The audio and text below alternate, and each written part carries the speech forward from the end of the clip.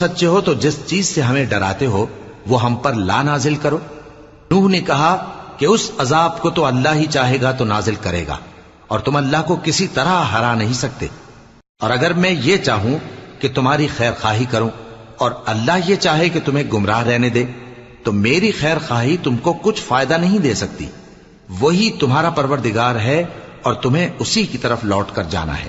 کیا یہ لوگ کہتے ہیں کہ اس پیغمبر نے قرآن اپنے دل سے بنا لیا ہے؟ کہہ دو کہ اگر میں نے دل سے بنا لیا ہے تو میرے گناہ کا وبال مجھ پر، اور جو گناہ تم کرتے ہو اس سے میں بری الذمہ ہوں۔ اور نوح کی طرف وحی کی گئی کہ تمہاری قوم میں جو لوگ ایمان لا چکے ان کے سوا اور کوئی ایمان نہیں لائے گا، تو جو کام یہ کر رہے ہیں ان کی وجہ سے غم نہ کھاؤ، اور ایک کشتی ہمارے حکم سے ہمارے سامنے بناؤ، اور جو لوگ ظالم ہیں ان کے بارے میں مجھ سے کچھ نہ کہنا، کیونکہ وہ ضرور غرق کر دیے جائیں گے۔ اور نوح نے کشتی